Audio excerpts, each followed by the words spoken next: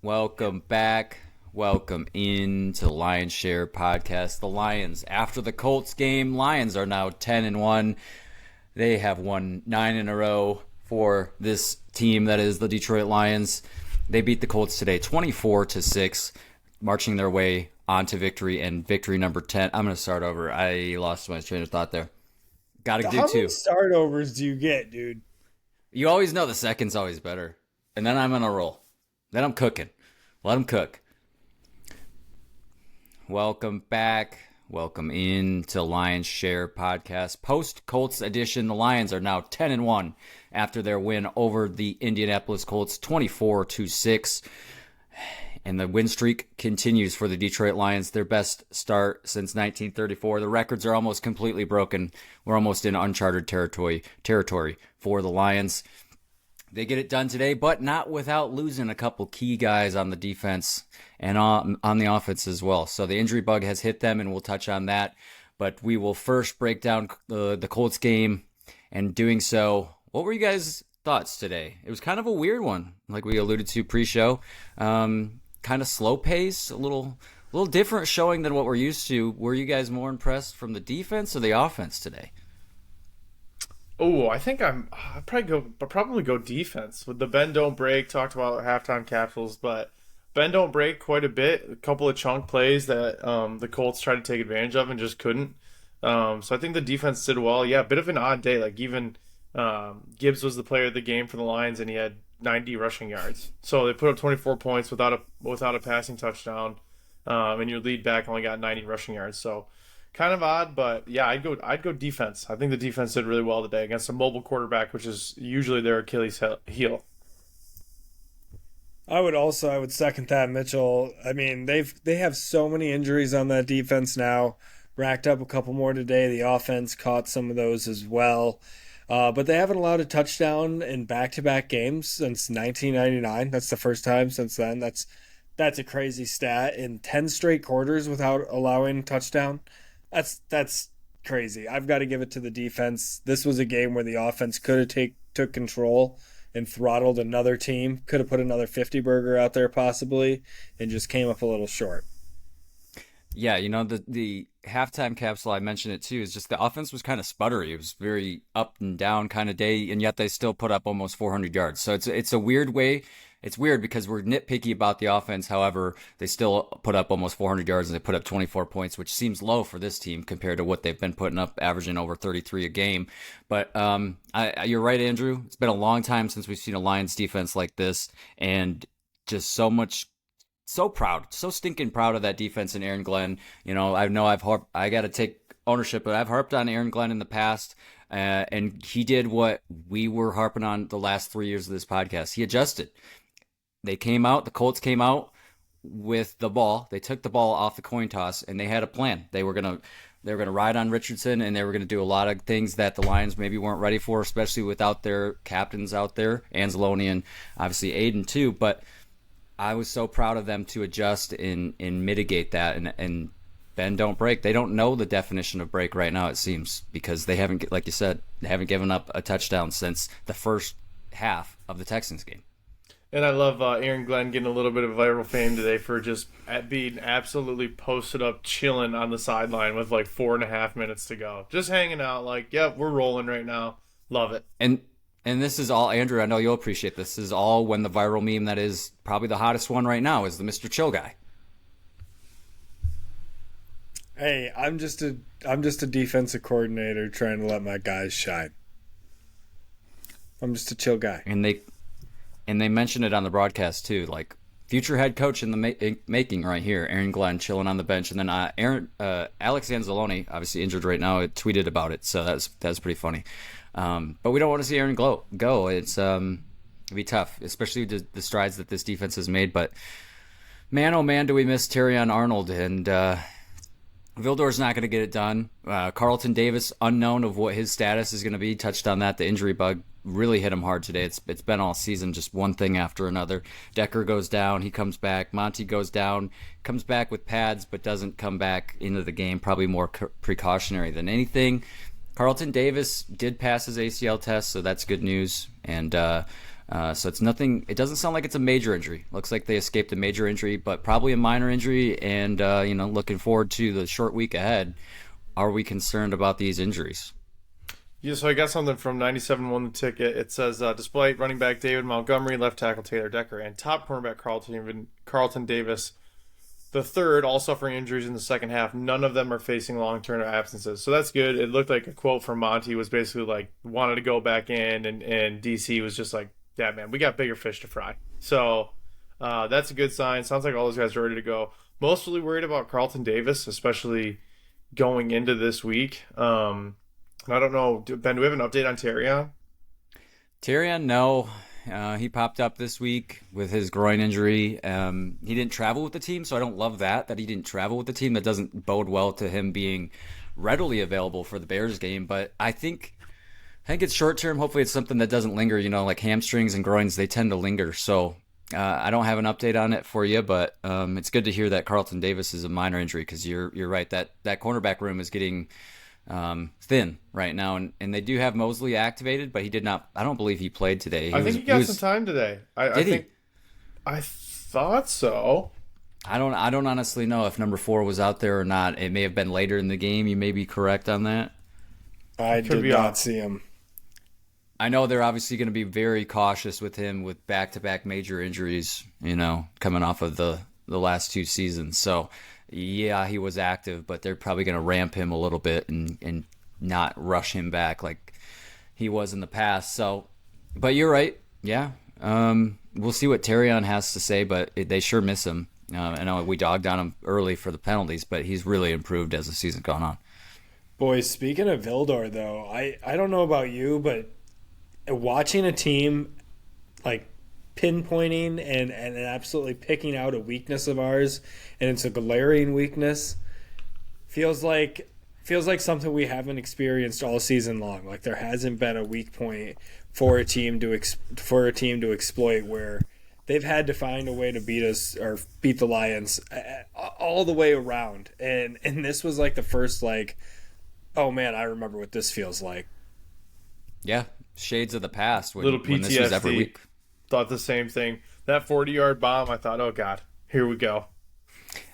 So many times today, the Colts were 1 foot out of bounds, penalties on big plays, drops, just missing guys on Anthony Richardson's throws. I thought, in terms of the Lions, I mean, they win 24-6. They played well, but they got away with a lot of them today, and they were beneficiaries of the flags today for sure. On a Colts team that came in number 5 in the league on penalties, so not a team that comes in with, not a penalty-ridden team, but they were today at home, and a lot of that thanks to those Honolulu Blue faithful that showed up and in a big way, and we'll touch on the fans. But yeah, I just thought the Lions continue to control the game even when they're not at their best. Their defense is down a couple guys, their offense is sputtering. They have their first 3 and out in a long time. They punt more than they have in the last couple games for sure, and just played complimentary football at times, but also didn't. But they controlled the game somehow still. So I thought the scoreboard wasn't super indicative of the Colts' play. I thought they could have put up a lot more.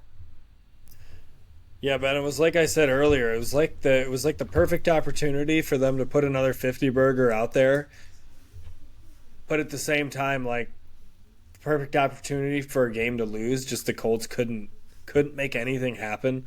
The offense left it all out on the table for the Colts to win this game, and the Colts just couldn't seize the opportunity. Seems like the details that Dan preaches a lot. The little things for sure. And speaking about the Vildor incidents and the way Indianapolis was attacking that, like we haven't seen in the past against Lions teams. It also kind of reminded me, the Colts kind of reminded me of the Lions with some of these mistakes where they're playing well, but they just can't get over themselves. They couldn't overcome it.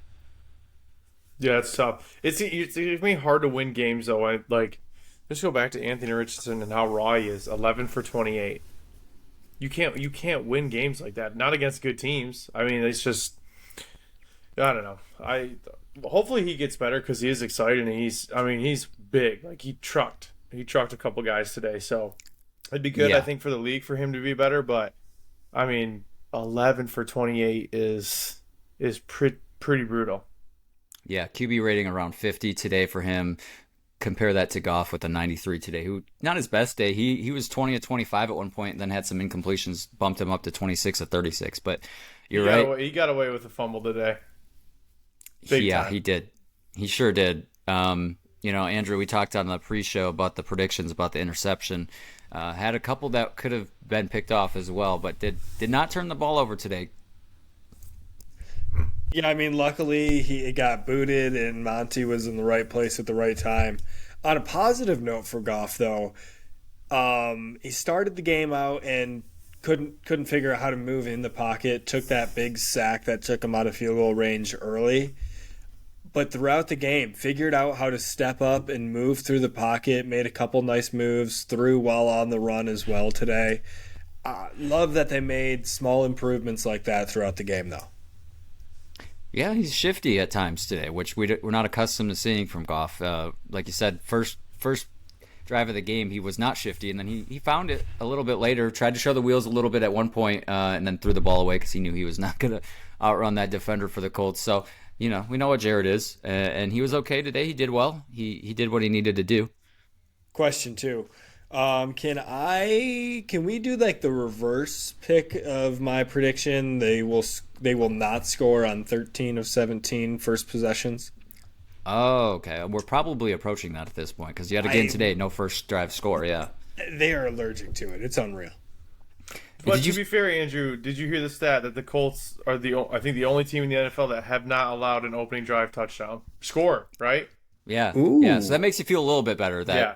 That's okay. You know I what? did not You hear should have. that. Yeah, you probably should have built this into your preseason pick, but you wouldn't have known that then. So it's okay. Yeah. Let me know how their defense is doing by now. Yeah, it's an impossible task. But also the stat too that they threw in right after the first drive score was the Lions are the biggest scoring second quarter team. Yes, I'm eating a little cheese. I think we lost Mitch. I think Andrew, I think it just happened. We're at 15 minutes in. I think we just lost Mitch to the computer restart. We're going to be without Mitch for about 3 minutes. Andrew, do you have anything you want to say about Mitch while he's not here? Yeah, you need to go ahead and clip that because he's always taking silly clips of me. We're going to need that for future reference, please.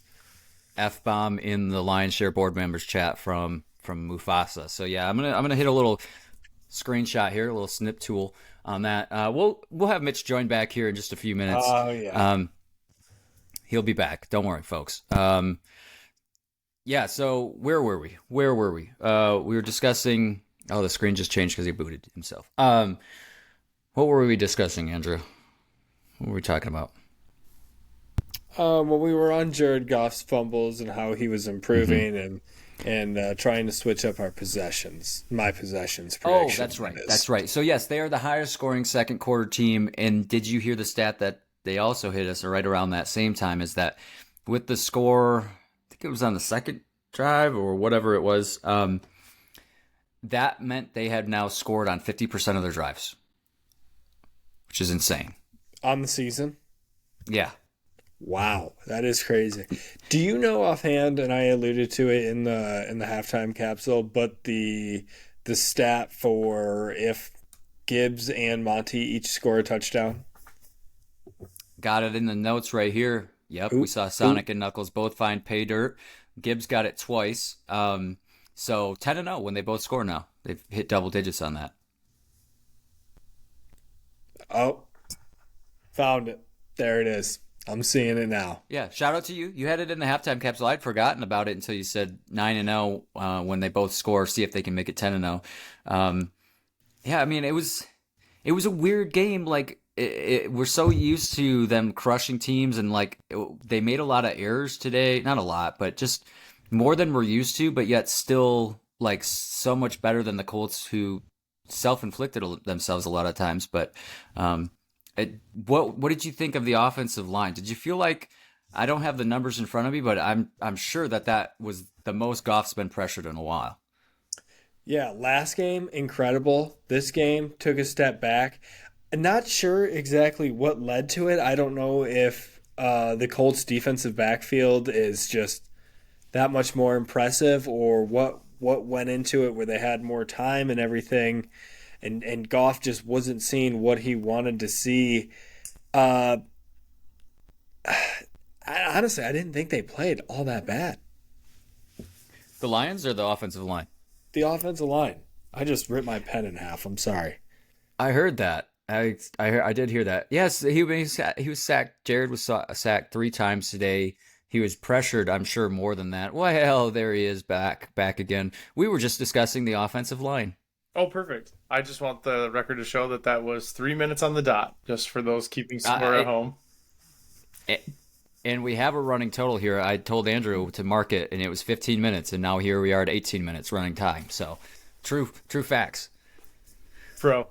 For those pre-show, Andrew didn't believe that Mitch was going to be able to restart his computer and be back on in 3 minutes, and here he is. So a little 3-minute drill from the boy from Indiana. We were just discussing the offensive line. What did you think of the offensive line today? Did you feel like this was the most Jared's been pressured in a long time? You know, it's weird because I think the offensive line is consistently ranked as the best, maybe second best given any week, but I think it's like they give up some sneaky pressure sometimes. Like the run blocking is always so strong, but every once in a while, yeah, I agree with you guys. I think he had some guys in his face. I mean, there's no slouches on the Colts defense. The Colts defense is good, but yeah, just spent some suspects. Even from Penny. Penny's given up a couple pressures. I think in the last couple weeks, gave up a sack last week, if I remember, or not the last week, a week before last against the Texans. I think, but yeah. I mean, that's still wouldn't trade any of these guys. Like the right side of that offensive line is on another planet, I think, compared to the rest of the NFL, especially when it comes to the run game. Leaps and bounds, and everybody knows it. I think the Colts being a good coach team, that defense was hungry today. They were ready. Anytime you got the best team in the league as far as the record goes, best team in the NFC for sure. As far as record goes, they're going to play up. So I think those guys were ready. They were hungry. They're at home. They're fighting for a playoff spot. Fighting for that division against the Texans. They come into this game 5-6. The Colts did. It's a big win if you can get to 6-6, and especially a big win if you did beat the Detroit Lions, who are 10-1 and have not lost on the road in a long time. So I think that's part of it too. They're just. You're going to get the best version of teams coming in. We didn't get the best version of the Jaguars, I don't think. But with teams like the Colts, I think you're going to get the best version of the team. So I think that plays into it too. Andrew, did you want to touch on second downs today? I feel like for the offense, that's where it kind of started. We don't see this team get behind the sticks very much, but I think that was the reason for a lot of these drives stalling out and these play calls changing up, and it felt like second down is where it all hinged on. Didn't you think so too? I think you mentioned that in our group chat. Yeah, man, it was weird. First downs were cruising, 8, 9, 7 yards a pop, and then a lot of the times you'd get a second down and not so much a penalty, but a 2-3 yard loss in there, and then you get behind the sticks. And correct me if I'm wrong, Ben. Do you think they had more success running the ball on third downs today than throwing? Yeah. I mean, the 3rd and 8 draw, and then the 3rd and 6 run. Nobody touched them, and obviously some of that's percentages for the Colts. They're going to be ready for the pass on those, but yeah, 3rd down runs were hot today. Yeah, they were. It's almost like you wanted them to stick with that or screen plays, because right out of the second half, they switched to a Brock Wright screen to the right on 2nd down and 10. That's beauty. It was a beauty of a play, and he got the rhythm going again. And it's just some of those needed to have been sprinkled in, and loved that they made the adjustment and did it. So glad to see it. Absolutely. They were looking for sparks all day long, and J-Mo had some big catches. St. Brown, reliable as usual. Monty running the ball so angry. Mitch, shout out to him. He's got the angry run shirt on. It looks good. And that's a good fit, too. I feel like you were concerned about the fit. Yeah, it's a little tight in the arms. So just like for those watching on our YouTube, I won't flex just to intimidate anybody, but yeah. Bring the boom. It turned nice. It turned out nice. I like it. I got a compliment. I was rocking this in Cleveland today, and I got a couple compliments. No, shout out to Cleveland for their big win in the snow too. We'll touch on that when we get there. But yeah, then Gibbs filling in. Andrew, you and I both had the predictions on our little fact or fiction over under, whatever we wanted to call it. Oh God, Monty was leading that battle. Was that my favorite? As a fellow listener from this week's preview episode, that may have been my favorite segment of all time. trying to figure out And, what was fact or what was fiction, and what the segment should be called and what it involved. And I like just eventually at one point, like in the middle of something, Andrew just goes fact. that's what happens when you're not here, man. It gets out of hand I was real quick. I was having a blast listening. I'm glad to supply that to you. But anyway, Gibbs wins the battle. So congratulations to you, Andrew. Thank you, thank you. We definitely came up short on that Anthony Richardson 2 touchdown over under. Oh, I Or said at I least said I he wasn't did. going to do it. Oh, okay. Yeah, I was hammering the over. we did have Colts over 250 yards offensively, and we nailed that because they finished the day with 268. Woo! I said just over 250. I said they'll keep them under 300. So credit to me. Wow, Credit to me you're for in the kind of sweet nailing spot it. there. Kind of You are nailing in it. the I sweet should spot. bet. I should bet. Okay, last thing about the offense before we move on. This was kind of a point of contention for us. It's that 4th and 1 when you're in the Colts, deep in the Colts territory, 14-6. You got an opportunity to go up 2 scores, and Dan, right after a Goff little scramble, gets them close to the sticks. They go for it. Obviously it's easy for us to say we didn't agree with it at the time. I was really in favor of getting points there. There wasn't a lot happening in that game, and Anthony Richardson was on the other side of the ball. So I felt like 3 was the right call there. Yeah, I like be aggressive all the time. I love it. Be aggressive. That's what makes the Lions the Lions. But when you have an opportunity to increase the scores, like a 2 score game, like you're saying, Ben, that to me just doesn't make sense. Take it, do a 2 score game at that point, and it ended up being a low scoring game. So, I love the aggressiveness, but in a situation like that, when you have a chip shot field goal to go up 2 scores, it's just, I don't know, it's weird. I don't know. I like the aggressive play by Dan because that's just kind of the mentality of the team. Like we had said, the defense has been playing so stout. They're not giving up touchdowns. They're only giving up field goals right now. So he feels pretty confident in them in that point. And I'm sure he just thought, hey, we are a better team. Just through and through, we're a better team. We can win this. Let's go out and prove what we are. We can line this up and get this first down. So that was tough. But Yeah, I get it. Yeah, I like the aggression. I'm right there with you. And a good point that you bring up about trusting the defense. I think in that situation, though, my mind went to, all right, if the Colts go down, score, get a 2-point conversion, it's a tie game. Colts love the tie games. They've got some momentum there. That's the thing that I was concerned about. I thought if you just play it conservative there, I don't know. But it ultimately didn't end up mattering. But that was something to think about there. Just I think honestly, if it was longer than 4th and 1, they would have had a better opportunity of getting it. In the 4th-down-and-1 situation, run obvious situation, Colts defense, credit to them, they were ready for it, and they had stopped the offense a couple times on that drive on runs. So I think they were just hungry for that. Let's move on to the defense. Like we said, the 10 straight quarters without giving up a touchdown. They go 2 straight games without touchdowns given up. Very close today on a couple of them, but they did not break. And great call by Dan to accept that penalty on the illegal man downfield to make it a 3rd and 6 as versus a 4th-and-1. I think we know what would have happened on 4th-and-1 or 4th-and-1.5, whatever it was. The way the defense was on their heels and the way Anthony Richardson and crew were running the ball on that drive, I think we all know they were going to pick that up. So credit to Dan for doing that. And then the defense locked down, and the offense for the Colts never really recovered. They just could never find a groove the rest of the day. And this is the note, too, from Andrew. You remember I mentioned last pod, I think, or the one before, I said defense for the Lions led in 3rd downs. Their opponents going against the Lions were averaging about 3.4 3rd down conversions a game. 3 of 12 today for the Colts. So they continued that right at 3. And early on, it was 3 of 4 on their conversions. So it was looking like that might be in threat. They locked down for 8 straight 3rd downs. So credit to the defense. yeah, you didn't know what they were going to be early on. I mean, right away, the Colts, the offense was humming for them. They marched down there, got lucky, held them short. I thought the defense was getting away with not so much a home team advantage called because they were on the road, but they were at the benefit of the refs and held them to a field goal. And it was like they just needed that bit of help, and there was no looking back for that defense. Mitch, anything on the defense? No, I mean, again, the bend don't break.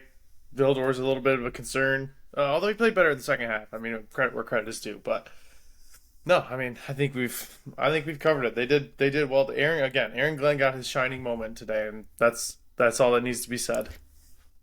That was beautiful. And we hope that Mosley can come back and play a meaningful role because that quarterback or cornerback room needs help, and hopefully Terrion's back as well. But I wanted to highlight somebody on the D line, and that D line played well today. They were pressuring Anthony a lot, but shout out to Aleem McNeil, man. He was a beast out there today, and he is every week, but just on another level today.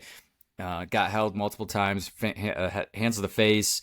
Was just bull rushing guys. He was over top of everybody. So I got a lot of good things to say about Aleem McNeil. I'll be curious to see what his PFF was from that game because it seems like it's going to be up there.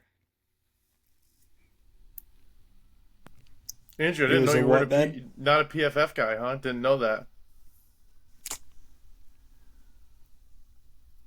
What? He said it in the group chat. You didn't know that? You've always known that. Why don't you like PFF? It's just I'm not always looking it up, man. It's not my thing. He's an I X's did and the O's eye guy, test. kind of guy. I He likes did to the look eye at the tape. test. I Yeah, see. Okay. All right. I think we'll see Jack Campbell climbing up on that too. More Yeah, the green dot today, as you alluded to. Since I said that, and I'm like, yeah, I just wish he would have taken bigger strides. I feel like he's had some really solid weeks. So credit to me. Yeah, this is what I was looking for with Anzalone on. I hope that he would step up. I think he's getting there. He's still got some work to do, but he's getting there. Especially in pass coverage, he's making strides there. Yeah, especially in pass coverage, and Brian Branch is going to have some words with him after the game because BB wanted that interception, and old Jack Campbell laid out to get a fingertip on it. Oh man, Kirby Joseph tried to get one too. A couple opportunities for that defense. They were hungry for that turnover, just never came on a team that's produced nearly 20 turnovers this year. So that's gonna be a bummer for your turnover stat, Mitch. But the good news is they kicked another 50-yard field goal. So your season prediction is now complete because they have 5+ 50-yarders. Uh-oh, lost the headphone. 5+ 50-yarders. Bates hits a 56-yarder today. I mean, yeah, I love it. I think I just want the 70-yarder. I think today would have been like a perfect. Where I'm trying to figure out, they basically have to what? Try to go for it from the 50, right? Because if the field goal, if the ball is on the 50, that's 60 yards. So set up. No, it's got to be. Where do they have to be to kick a 70-yard field goal? It's like the 45, right? Yeah. Yeah, So 45, 17 47. yards. 17 yards is your addition. Okay, so 17 yards is the standard. So yeah, 50. It's getting there. Wait. Now I'm all messed up. If it's from the 50. That's a 67-yarder. Yeah. So Andrew's right. So 47. So you got to be on your own 47. Okay, yeah. Okay. A game like today would be right. perfect. It's just like Well, one that's in hand, and it's just like you're just doing it for the record books. They were Yeah, close for some today, of right? our They were in viewers that out there. ballpark. What's the level at? Huh? I'm off my Level. soapbox. That was just, yeah. I just rate that episode, okay, viewer. All right, so we move I on. don't know Then? what you. They were in the ballpark of the opportunity for a 70-yarder today because I can't remember which drive it was, but they were around midfield when Goff took the. Was it when Goff took the sack? I don't know. It was one of those times they had an opportunity for it today, but it may be coming. Anything Yes, else from the Ben. defense? It was when he took the sack. You were right. Thank you, sir. My handsome co-hosts. Okay, let's roll the halftime capsules. We'll start with the Mr. Road Trip himself, Mitch. Halftime capsule: Lions Colts pretty decent so far. Bend don't break from the defense. Offense looks solid. Montgomery and Gibbs doing their thing. Mixing it up. Like to see Laporta get involved a little bit, but would love to see a little bit more out of him. Overall, not bad. Would have loved to see something a little bit different with that basically 2-minute drill at the end of the half there, but it's all good. 14-6 against a formidable Colts team. Hopefully Vildor can get it figured out. They're picking on him a little bit. Let up a deep one that set up the Colts deep inside the Lions territory. But overall, happy with the bend don't break. Just keep doing your thing out on offense. Come out, get points to start the second half, and keep rolling. Mitchell, did you watch the first half of the mall? Yeah, like, would you have to walk home after that shit or what? All that needs to be known is that I watched the first half of the game under extraneous circumstances, and I got my halftime capsule done despite how hard it was to say Montgomery. That's all I'll say. Montgomery. Sounds like me. Speaking of me, I have to say I'm with Jonathan Vilma on this one. I don't know why the Colts weren't more aggressive on their timeout calling there, leaving the opportunity. Kind of giving the Lions a break there with the Lions getting the ball out of the half. I don't know. I don't understand from Steichen there. But anyway, 14-6 at the half. Hey, we knew the Colts were going to come out scrappy. They wanted the ball off the coin toss. They took it. They marched right down. But the break did not happen for the Lions defense. The breaking doesn't exist. They don't know that word. It's not in their vocabulary. They're bending, but they're not breaking. Only 2 field goals on the day, but could have very well been 2 touchdowns. Defense playing pretty well. I'd like to see them continue to rattle Richardson and get a sack the second half. I think it's coming. It's brewing. Offensively, it's been clicking at times. Other times, it's been a little stalled. So I'd like to see the offense get establish something out of the half here, get some points. Let's see it. Let's go Lions in the second half. Hey, and a little bonus here. Maybe, just maybe, we'll get a Leaf punt return. I don't know. I feel like it's you idiot. Totally blew that one. Leaves with a foot injury. Okay, shareholders, here we are, halftime, 14-6. Note to self: Lions getting the ball coming out of half. Smart defense, looking pretty good. Bending, not breaking, giving up 2 field goals here. I think they got to be ready in the second half for Anthony Richardson to run some more.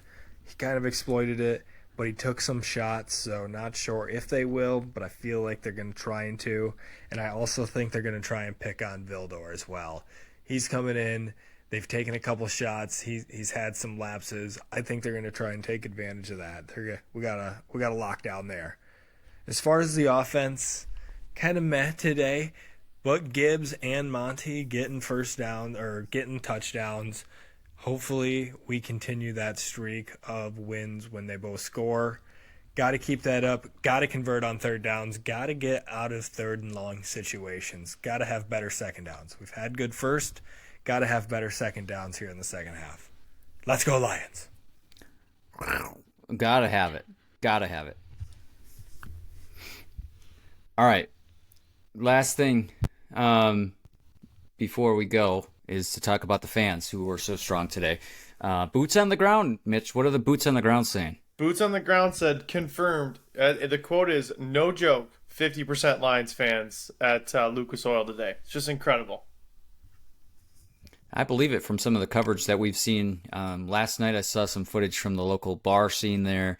Very strong out there at the bars, and lots of Honolulu blue. A little harder to see it from the stands with the Colts wearing blue as well, so it's always a little tougher to determine. But shout out to the Hangar Bar in Indy, the owner there from Detroit. So still a Lions fan in our comments. Shout out to the Hangar Bar in Indy. It looks like a hoppin' place, if I might add.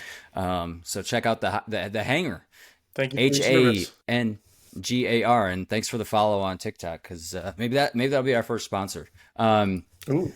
But yeah, it was super strong. The "Let's Go Lions," the Jared Goff chants, we're all very, very loud and proud today down there in Indianapolis. Some calling it Detroit South. Okay, last thing about the Lions game, the celebration. So a little backstory. The team all showed up in a lot of NBA jerseys on their flight. It was sweet. I guess they probably didn't. It was sick. It's one of the hardest pictures you will see. But Gibbs and St. Brown teamed up for a little AI, a little Allen Iverson, if who could forget when he stepped over Tyronn Lue there. So they recreated that in the end zone. That was sick. I was going to ask, I couldn't remember what was Monty's celebration, and what jersey was he wearing? Because did everybody do a celebration based on their jersey? Don't know. Monty, I think, was wearing Grant Hill from the old Pistons teal days. I'd have to I don't run know. it He was back doing a little then. bit of a little. He was doing like a little shake, like a dice roll. Oh, almost. that's right. I could be way off. I think they were shooting dice. They were playing dice. I think they were shooting dice. Yep. Yeah. That's right. Okay. Definitely not a Grant Hill move. No, I don't know what that. I don't know. I don't think it was all related to that, but pretty cool nonetheless. All right. Yeah. When I saw BAM Player of the Week. Oh, sorry. Go ahead. You're lagging, so I'm losing you. Who's your BAM Player of the Week? mine, no surprise here on my end. This individual saw a lot of action. Not enough of them to go around. Actually, is the blue tent and the medical staff. I mean, at one point we had Monty, Decker, and Leaf who all needed to be in there, and they had to find a different place to house them. I saw that Decker got kicked off the table just so Leaf could get looked at. So my hat goes off to them this week. I like that, Andrew. I'm gonna go with Gibbs because of the injury bug that you just mentioned. The Gibbs and Monty split the backfield so evenly. I got to give it to Gibbs because of the two tutties. Also, just becoming the workhorse back when you're not really used to that. I thought he played a great game. Got a little relief at the very end from Craig Reynolds, but Gibbs had a good day today. Still very, very, very, very fast. And taunting fast too as well. Craig Reynolds almost broke that run too. That's crazy. Yeah. I gotta give it to Aleem, the big boy, up in the middle of that defensive line. Haven't nominated Aleem before, or at least it's been a long time. So I gotta nominate Aleem on his play today, just like an animal out there, and also the refs' arms. That's a nod to you, Andrew, with that second one that I have, the honorable mention.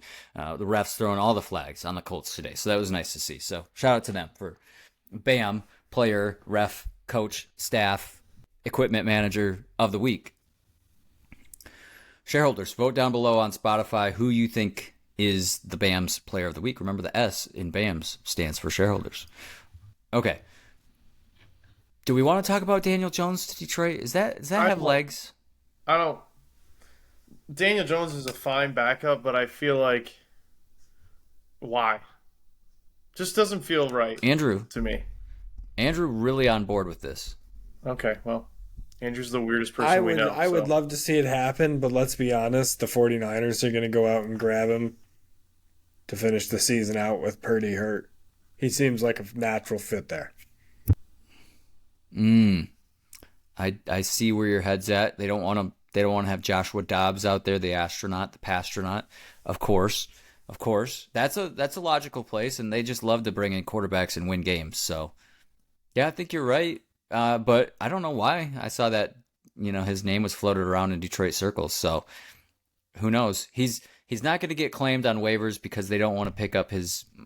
I don't know. We're still on the fence about where the money comes from, where it goes. It doesn't sound like anybody owes him anything, but it sounds like if you pick him off of waivers, you owe him something. So no one wants to claim him for that salary. Therefore, he will go to be a free agent and can sign with whoever he wants. So if he kind of has his pick there as far as who comes after him and where he wants to go. So we probably know soon as Monday or Tuesday. That's probably why the Lions are mentioned, because they have all the money. And they can certainly bring him in, as insurance, like you said, Andrew. I don't hate it. I don't hate it. It's like you said, he's got a little bit of a Goff in him. He can be that Mr. Serviceable. He can play clean and just do the little things right and be a good insurance policy. But you do have Hendon back there. However, Daniel Jones has won a playoff game. So there's that. Last thing, Sonic trailer. That was pretty cool. Sonic 3 coming out. How clever of their brand agency team, creative team to throw that in on a Sonic and Knuckles game. So that was brilliant. Shout out to that marketing team. thought that was cool. So that's all I have to say about the Lions Colts. You guys got anything additional? Another good win. We trudge on, boys. 10-1. It's unreal. Keep knocking them down. Probably a game or two away from a playoff berth clinching. Unfortunately, we did have the Packers win today, and of course we had the Bears losing it to the Vikings in overtime, so the Vikings continue with only 2 losses. So the Lions got to keep winning games, and it's not going to get any easier, especially with the Bills here in a couple weeks, and lots of divisional games, and we got to get guys healthy for these games, because these games are still crucial down the stretch. They are sitting good in the position that they are in the driver's seat. However, teams hungry to play them, and with the injuries, that's gonna be a thing that holds this team back, as you said, Andrew, earlier. That's really the only way that it's seemingly that this team can be beat. So, training staff's got to be getting these guys right. We are all Rams fans tonight, by the way. Yeah, go Rams. Even though we all pick the Eagles, so that's not good. But I'll switch back right now if you guys do. I'll switch to Rams right now if you guys do. Ooh, 30 minutes to kick. This is tempting. Do it for our hearts. I'm doing it without you guys. Our friendship. Andrew, what say you? I'll do it if we're all doing it. But only if we're all doing it. Give me the Rams. Let's go. Let's do it, boys. Love it. Love it. So, just so folks know, it's 7:48. The game has not kicked off yet. We are doing this without any score. We are doing this preemptively, and Philly's only a 3-point favorite, so that could be a sneaky game on Philly. Philly, what's their winning streak at? Are they at 6 or 7? Ooh, I don't know. They're riding high. So they're due for a loss. Yeah, they're due. Shout out to you, Andrew, for it was pre-show, so you didn't hear it in the last episode. But Andrew was really trying to convince me to take the Cowboys against the Commanders this week, and he was putting up a compelling argument. So much so that I typed it in and then I changed it back to Commanders. Commanders are frauds. It's official. But give Andrew his flowers. He did take the Cowboys here. So credit to you, Andrew. Well, the Cowboys did also try to throw this game away. So yeah, what a wild window we had there with the Bears. Bears' first completed onside kick of the new rule. Yes. That was pretty incredible. Sir. That was pretty cool to watch. Did you see that? I mean, it was cool to watch, but like, if you're that guy on the Vikings, you're kind of just a bum. Yeah, not a good look. I mean, it caught the back. I mean, it's Achilles, essentially. He head on a swivel, baby. Yeah, man, you're on the hands team. You're there for a reason, right? That's what I'm saying. And shout out to you, Andrew. You're coming into the Sunday night matchup with 2 games remaining. You're 8-3. Or do I have this wrong? Let me count this. 1, 2, 3, 4, 5, right. 6, 7. Okay. You're good. So is there 13 games this week? You're fine. There's 13 games this week. That's where I had it wrong. Don't get in What a wild head. one. You guys think this is one of the wildest Sundays we've had in maybe this whole year? Finishes, yeah. And this is, we talked about this. We're like, oh yeah, the picks almost came too easy. And then in the group chat, we were saying like, Ben, you said it. Like, it feels like that means it's going to be crazy.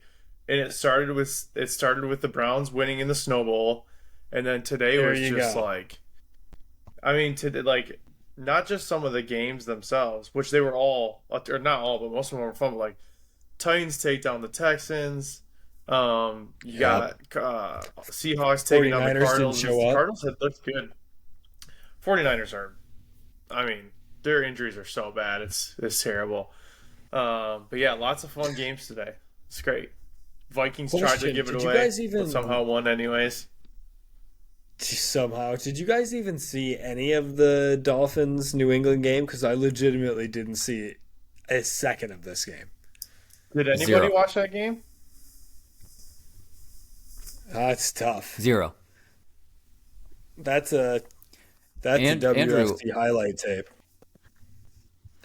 Oh man, that one's gonna get buried. No one's gonna remember that game in a year from now. People will forget that very quickly. But we almost had our tie. We joked about taking the tie. You said I wish both teams would lose, and we said am I going to take the tie? And we didn't do it. But man, did it look like that game was going to come to a tie. I mean, from the way it got to overtime to the Bears blowing it to the Vikings nearly not putting any drive together, I really thought we were going to have a tie game. I needed it so desperately. Moving all over the place here, but with the loss today for the 49ers, they are last in the NFC West. The Seahawks beat the Cardinals, so the Seahawks now have the tiebreaker over the Cards. Both of those teams sit at 6-5. So even more reason for the Rams to be hungry tonight with those two teams beating up on each other. With a win today, the Rams can jump into a tie for first place in the NFC West. So big matchup against the Eagles coming in hot. Probably riding a little too high with Sirianni and the boys. Yeah, I think they're due. They've got the Ravens next week. I was thinking maybe that's going to be the week, but now with our late switch, totally on the Rams with you guys. So Rams and then Ravens in the hardball tomorrow. But yeah, correct on the snow game, Mitch. We called that. I don't know, Andrew. Did you hear a lot of press about that being a potential snow game besides on this year pod? This is the only place I consume my news, so no. And you're just a headline guy, so maybe it was in some of those articles. Yeah, so that nothing on the top. But yeah, headlines. I think no one does the weather like we do. Correction, like you do. Super soaker man yourself. In the notes, we've got rainy, windy, snowy. And it was all of that. And to watch, I don't know if you guys were locked into this game, but it was incredible to be in the second half when it was literally a snow globe, and then to flash back to plays in the first half when it looked like a completely different game. Crazy. I love it. Yeah, I wish every game was that. And all the Jameis quotes that came out of this game and moments to the like battery of the earpiece dangling down in front of his face on the 2-point conversion. That's why we love this game so much. That is exactly it. It's things that you just cannot script. Him coming out of the tunnel, saying the Lord blessed him to play in some snow today. You're right, Andrew. There's just the lore that is Jameis Winston is incredible. I mean, there's nobody that does it like him, and he's going to have a job in a studio role or in the booth. Even he's got a future for himself in the NFL. He's going to be here for time to come. Definitely a podcast, if nothing else. Oh, no doubt. And he's already looking out for the sponsors. You saw how he ended it.